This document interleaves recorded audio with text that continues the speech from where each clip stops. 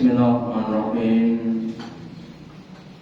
Assalamualaikum warahmatullahi wabarakatuh.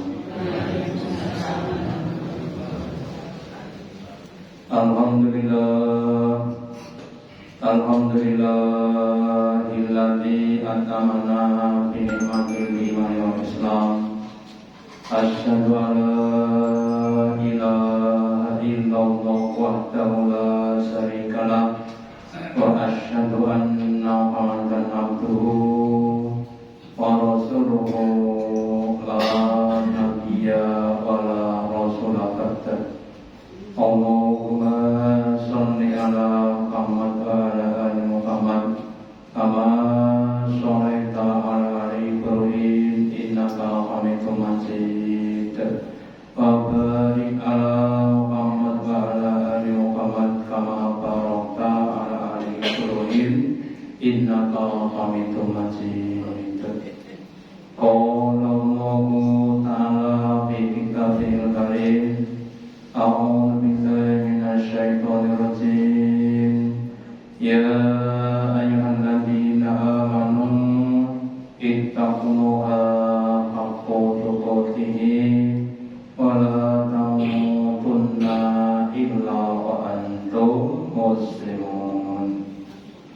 Bapak Ibu hadirin yang dirahmati Allah, yang pertama dan utama, marilah kita selalu meningkatkan, menambahi kesyukuran kita, keimanan dan ketakwaan Allah Ta'ala dengan menjalankan perintahnya dan menjauhi larangan-larangannya. Bapak Ibu hadirin yang dalam pembahasan tentang rezeki, ya. Setiap orang itu berharap rezekinya banyak, rezekinya barokah, ya. Tapi kadang ada yang banyak, ada yang sedikit, ya. Maka kita berusaha untuk bagaimana bisa memahami rezeki dengan baik dan benar, supaya kita bisa ridho dengan ketetapan Allah Ta'ala. Yang menurut sampaikan, kalau panjenengan itu membawa motor pit, ya, tahu motor pit, ya, tankingnya paling ya 4 liter. Kalau minta BBM 10 liter malah budak kabeh, gitu.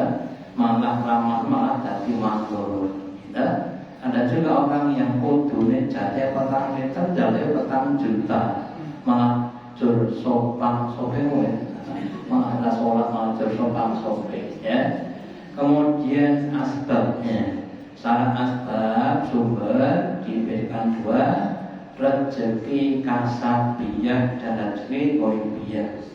Rezeki pada rezeki yang kita dapatkan dengan cara bekerja. Jadi petani, pedagang, pegawai, jadi polisi, tentara, jaksa, ada namanya rezeki kasabiyah.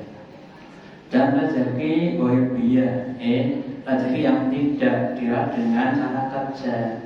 Tengok, esok nemu duit dulu. Mereka jadi dong dengan gatok nemu duit, namanya rezeki apa? Ghaibiyah. Nah, kemudian bagaimana mensikapi sumber tadi? Maka pada kesempatan malam ini saya mengingatkan lagi materi yang dulu pernah saya sampaikan. Yang pertama, kita artikan rezeki dulu, ya, karena kadang-kadang orang tuh mengartikan rezeki cuma duit, cuma bondo, ya. Rezeki adalah rozaqo bermakna pemberian. Pemberian Allah itu mulai dari kenikmatan, keberkahan, yang diberikan kepada hambanya. Jadi tidak cuma duit iya, ya, barang iya, kesehatan iya, ya, kenalan juga iya, ya.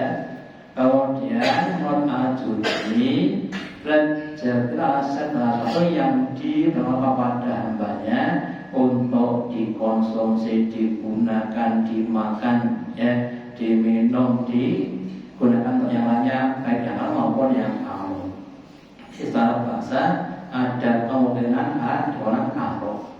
Kemudian menurut Ibnu Arab, rezeki adalah pengorbanan dan urusan dunia dan agama. Jadi ada rezeki yang nyata dunia, ya, ada rezeki namanya agama. Bisa menunaikan sholat berjamaah itu suatu rezeki yang sangat-sangat besar sekali, ya. Yang saya sampaikan, ada sebagian ulama mengatakan rezeki ada 4 tingkatan. Tingkatan yang pertama rezeki namanya harta benda, itu rezeki yang paling rendah. Di atasnya rezeki namanya kesehatan. Di atasnya rezeki yang berupa anak soleh, cucu yang soleha. Yang paling tinggi adalah rezeki ibadah, ya. Bisa ibadah, satu rezeki yang sangat luar biasa. Kenapa bisa? Karena rezeki yang pertama dan kedua itu kalau kita mati sudah tidak ada manfaatnya. Hartanya, kesehatannya sudah mati, tidak ada manfaatnya. Sedangkan yang 3 dan 4, ketika kita mati justru itu akan berguna. Yang kita punya anak, punya cucu yang soleh-solehah, ketika kita meninggal dunia, dia akan membangga kepada kita. Amal kita, sholat kita, puasa kita dan sebagainya, itu akan menjadikan sumber kenikmatan di alam barzakh dan alam akhirat.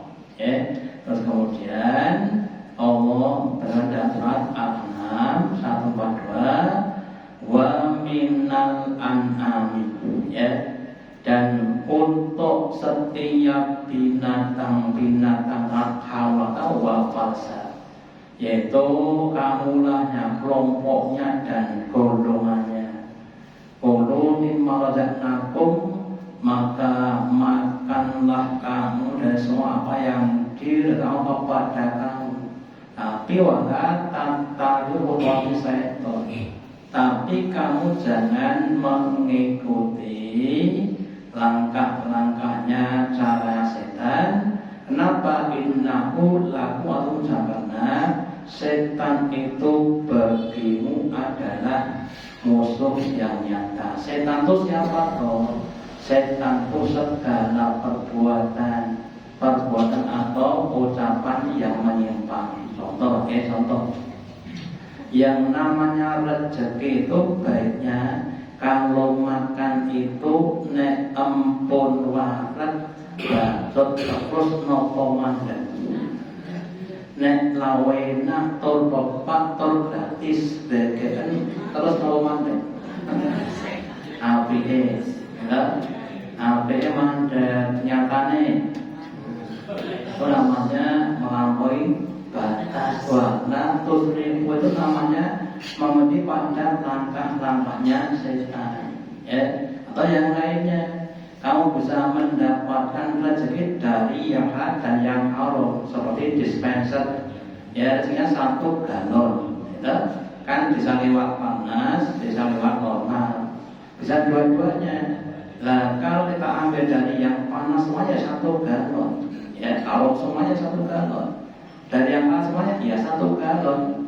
Dua-duanya ya 1 galon, tidak akan bisa lebih dari 1 galon. Makanya kita usaha jangan menerima rezeki dari keran yang haram.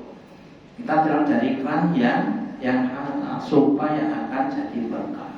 Ya, kita semuanya Bapak Ibu usahakan jangan mengikuti jalannya setan. Contoh lebih detail, ya. Kalau kita lihat pada orang yang jualan wong dodo niku sing digoleki napa aku. Berarti karena napa sithik? Karena telepon. Ya kadang-kadang ya sok-sok ya ngapusi barang. Nah, kalau dia mendapatkan keuntungan dengan cara yang tidak, itu namanya mengikuti caranya setan. Ya, sampai Nabi Syuaib itu ya ketika ditolak Allah mendak pada kaumnya yang untuk maksudnya adalah curang dalam berdagang. Terus diperingatkan Nabi Syuaib, wahai umatku, aku tidak seorang pedagang, tapi aku jujur, kamu dapatkan harta yang banyak. Mau kamu jujur seperti saya, kamu dapat yang banyak. Ya, mereka tidak mau meninggalkan cara yang curang. Ya, contoh yang lainnya, setelah mendapatkan rezeki terus digunakan untuk beribadah kepada sebagai tanda kesyukuran, ya. Dimulai dari ialnya, tanggungannya, ya. Seperti saya, bapak-bapak mendapatkan haji mudah untuk tanggungannya siapa? Untuk anak istrinya, nutupi butuh bunga itu yang pertama. Ada kelebihannya untuk yang lainnya, untuk infak, sedekah dan sebagainya. Jangan sampai untuk maksiat bahkan dimubazirkan, nggak boleh. Pun duit klambi 58 cetuk ulurut genep sewida. Ya mungkin ini wong mriko iki mboten. Wis duwe tengkleng, duwe nomor cetuk bakso. Kan berlebihan. Itu adalah godaan setan. Kemudian rezeki itu kadang-kadang ada yang memang diluaskan, ada yang disempitkan. Supaya apa? Supaya ada hubungan yang baik. Seandainya wong sak sabrang niku sugih kabeh. Saben wong di mobil siji-siji. Boten sak omah saben wong. Nek wong beli mobil 10 nggih, nah nanti lah ya bingung kabeh. Sak omah siji men dalane kebak kon ngomong. Nah, itu karena kelebihan. Atau sebaliknya melarat kabeh sing pak yo sapa. Nah, kemudian ada yang kaya, ada yang miskin. Supaya yang kaya itu bisa memberikan infak kepada yang miskin, terus yang miskin mendoakan yang kaya, jazakallahu khairan. Tidak ada hubungan yang harus anak kaya dengan yang miskin. Yang baik kemudian, ya. Allah berfirman dalam Al-Quran bahwa yang namanya rezeki ada yang diluaskan, ada yang disempitkan. Di dalam surat Al-Ankabut ayat 62 Allah berfirman, Allahu yasrul rizqa liman yasha'u wa min itati wa biulahu. Allah itu zat yang menghamparkan rezeki bagi hamba yang dikehendaki.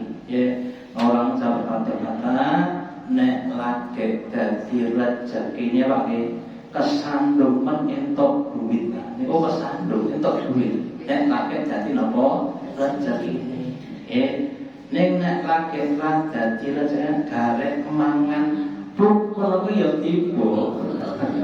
Itu karena belum napa rezekinya. Ya kemudian bagi yang sedang disempitkan, sudah berusaha dengan sekuat tenaga, dodol ditawa-tawa, dikei diskon barang, tetap orang payu, ya, karena orang baru sempitkan. Dan lagi Allah melebihkan dan melatih supaya saling berhubungan. Yang kedua, ketika diberi rezeki yang luas itu untuk menguji kesyukuran, syukur apa enggak syukur, dodol manteknya mulai dari bar subuh tekan bar misal lagi mulai.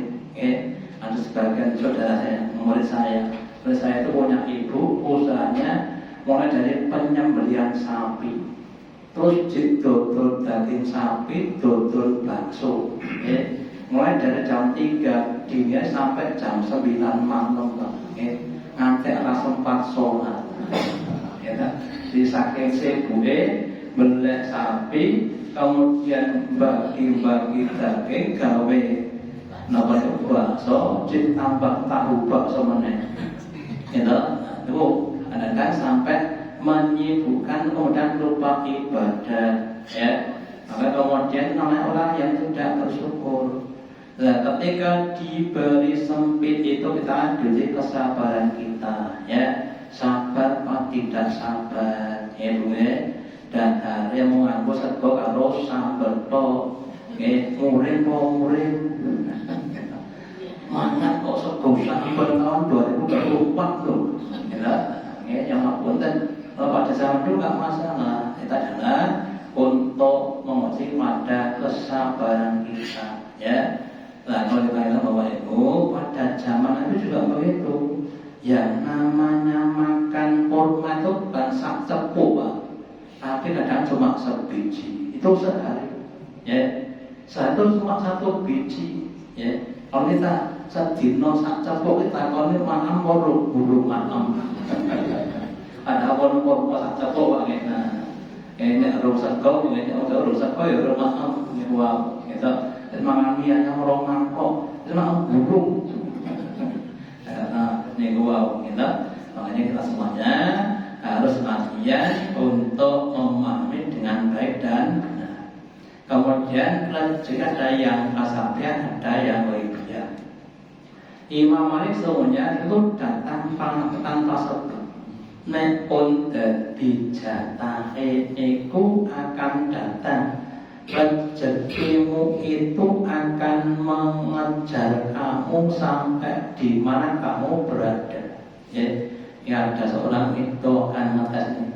Dia masuk ke dalam hutan terus dia keluar, baru masuk di tempat yang tidak ada jalan. Besben, mau alam yang sih aku gitu. Dia kemudian duduk diam. Terus ada orang masuk hutan.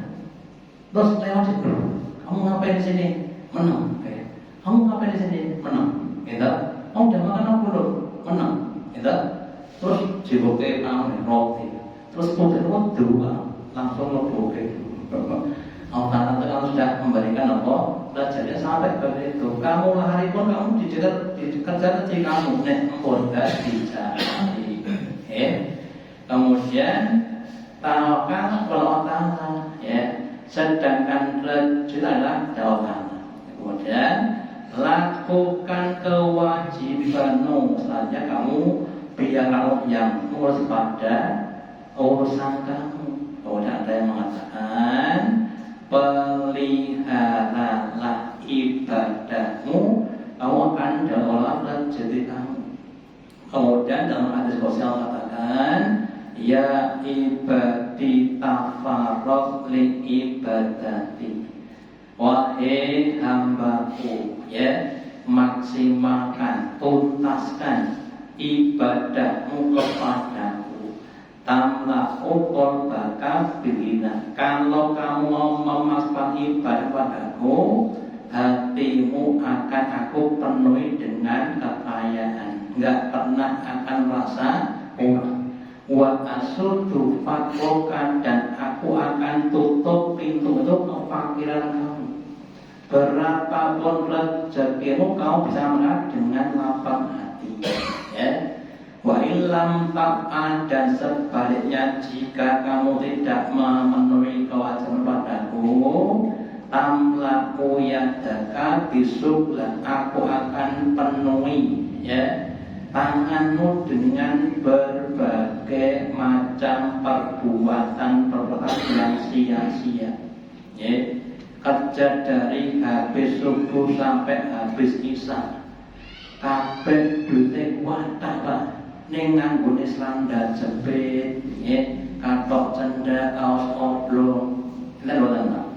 Eman-eman. Aja nganggo eman-eman. Batine opeh nang ngurus sadar jepit. Kaosnya kaos oblong zaman dhewe nulis sing nganggo pulpen kuningan kok isin. Kita kelingan boten Bu. Nah, gitu.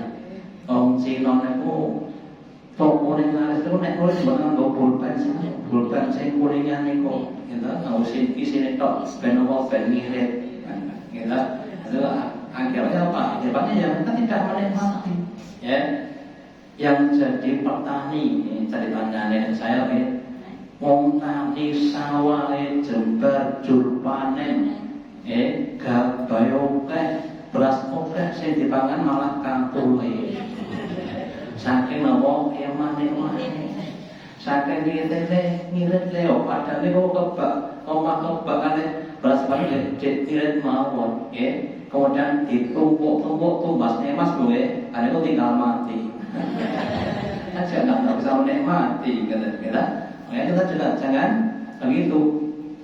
Kemudian wala sulu fakrota, dan kalau kamu tidak menerima dengan baik, aku tidak akan menutup pintu kefakiran kamu.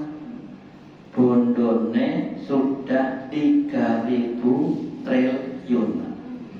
Telu mulai 15. Nah, 3.000 triliun orang nomor 1 namanya bukan nomor, katanya 3.500 triliun.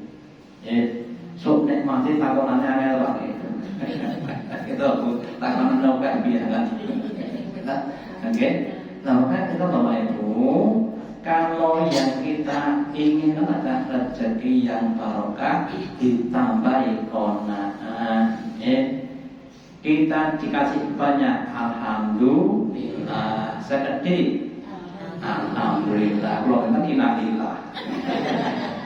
Ya alhamdulillah, yang penting kecukupan. Jadi kita ada korelasi. Kewajiban kita itu ibadah, kewajiban itu memberikan rezeki kepada kita.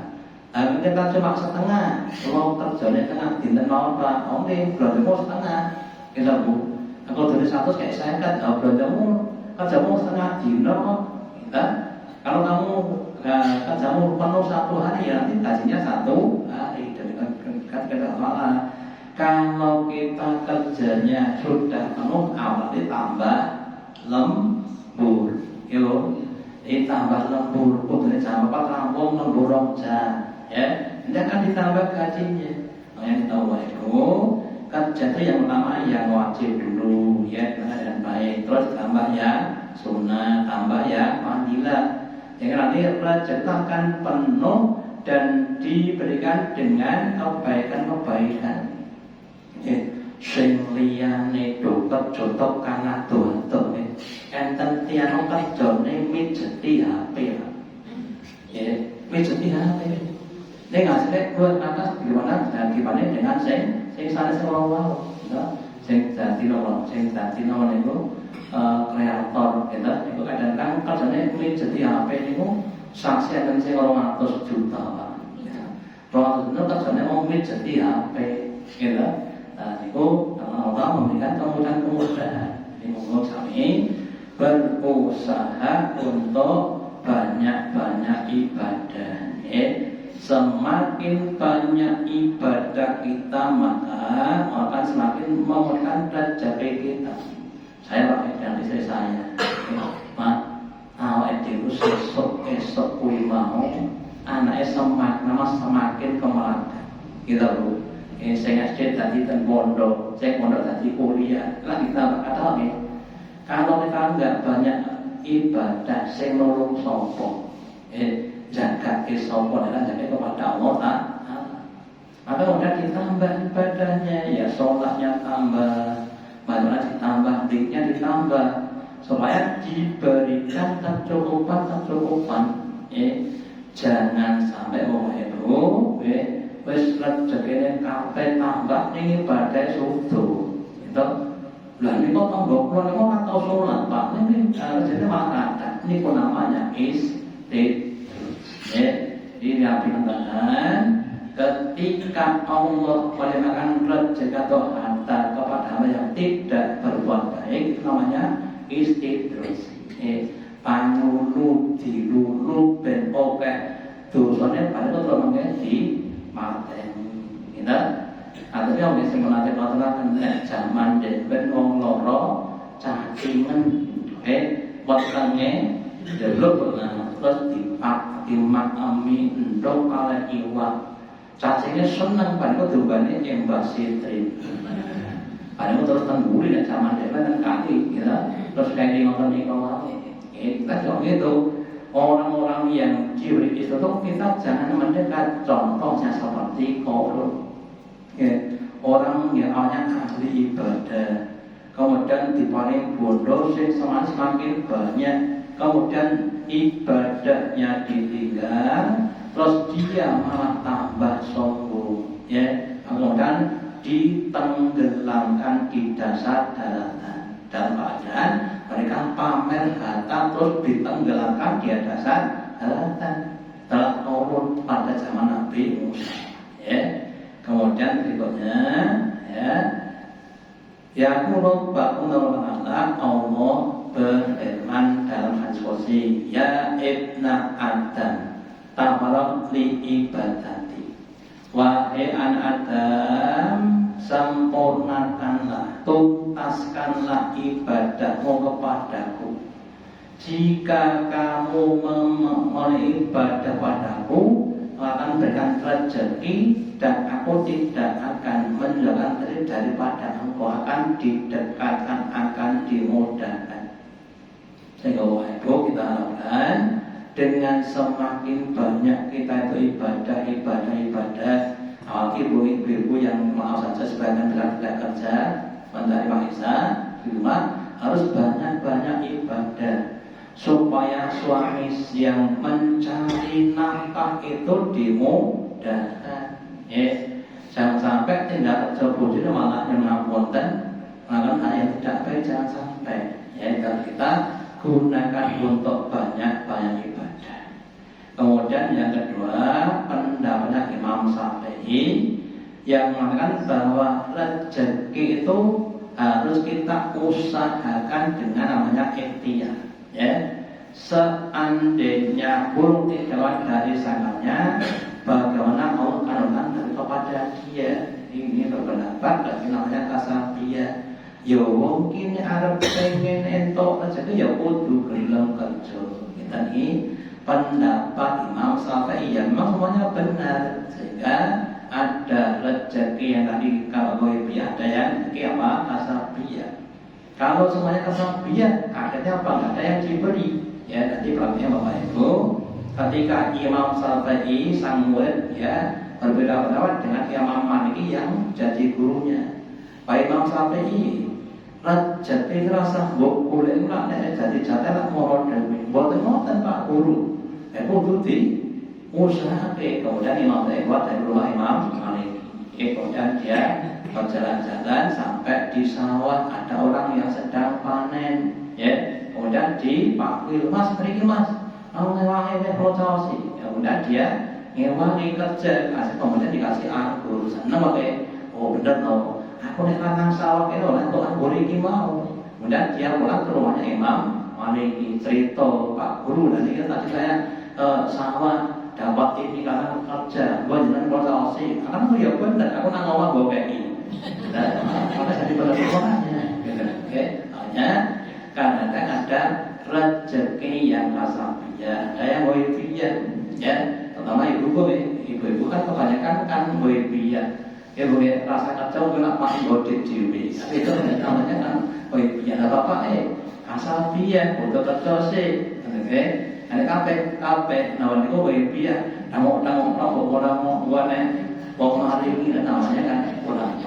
Kita semuanya harus berusaha untuk yang kasabiyah. Monggo kita song-song rezeki kita dengan niatan ibadah. Bapak-bapak, suami-suami yang bekerja untuk mencarikan nafkah itu seperti orang yang bekerja di jalan Allah, memberikan 1 dinar kepada keluarga fakir miskin, itu yang paling besar mana yang diberikan untuk keluarganya, tapi tidak berlebihan. Jadi memenuhi kewajiban kepada itu lebih utama dibanding dengan yang lainnya. Makanya Bapak termasuk saya, kalau kita berikan nafkah niku sing ikhlas, sing kata apa sih deh? Kata apa sih deh? Nek duwe kan. Untuk yang kasabiyah. Sebaliknya yang panggilan yang juga begitu, jangan hanya mengandalkan, tapi kita harus juga mendekatkan dengan ibadah. Nah, dengan ibadah tadi, insyaallah rezeki goib akan juga dipermudah, bahkan sebagian itu didatangkan dengan rasa hormat. ada istilah namanya hadiah. Apa bedanya hadiah dengan sedekah? Hadiah itu sesuatu yang diberikan kepada orang untuk menghormati, namanya hadiah. Kalau sedekah sesuatu yang berguna untuk membersihkan harta, infak sedekah untuk membersihkan harta, latihan untuk menghormati orang lain. Maka Nabi kita tuh boleh makan hadiah, nggak boleh makan sedekah. Kenapa? Karena orang mulia, ya, nggak boleh makan sedekah, boleh makan hadiah. Ya. Kemudian di surat Al-Jumu'ah dikatakan ayat 10, Fa'idha sholatu fantaru fil ardi, dan ketika sudah selesai sholat Jumat maka bertebaranlah kamu di bumi, wabtahu min fadlillah, carilah kata itu rezeki di mana saja kamu berada, sing dadi petani balekan sawah, sing dadi pedagang balekan pasar dan sebagainya. Wadullah akan, dan kamu ingatlah dengan ingat yang besar yang banyak, ya, dengan zikir dan sebagainya, supaya kamu tuflihun, menjadi orang-orang yang bahagia, ya, diparingi rezeki yang barokah dan bisa untuk ibadah. Menurut Ibu, yang namanya rezeki sekali lagi tidak hanya harta benda, ya, bisa juga kesehatan, kesenangan, bahkan apa namanya rukunnya rumah tangga, suami dengan istri dan sebaliknya, orang tua dengan anak-anaknya, ya, keluarga yang sakinah, mawaddah, warahmah, namanya suatu rezeki juga, ya. Kemudian rezeki itu harus disyukuri seberapapun besarnya. Ucapan yang paling baik adalah dengan orang alhamdulillah. Makanya kepada kita semuanya, dapat berapapun ucapan alhamdulillah, ya. Dodol sebesok itu 3.000 rupiah, alhamdulillah, ya. Ajeng mantuk ngomah niku gak hidup bojo pun syukur ae. 3.000 Pak nggih. Akan mampu jeneng guyu mana. Kita panen pun enten kiriman saking anak lanang 30 juta.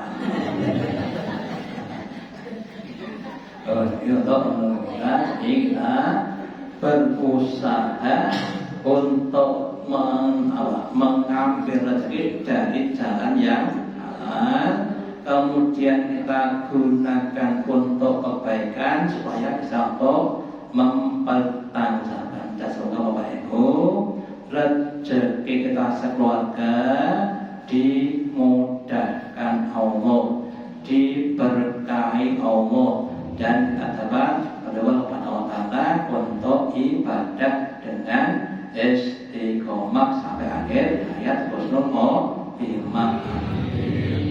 Demikian yang telah saya sampaikan, semoga ada manfaatnya. Allahumma taqabbal minna innaka antas samiul alim wa tub alaina innaka antat tawwabur rahim. Dengan doa majelis subhanallah bihamdika asyhadu an la ilaha illa anta astaghfiruka wa atubu ilaik. Wassalamualaikum warahmatullahi wabarakatuh.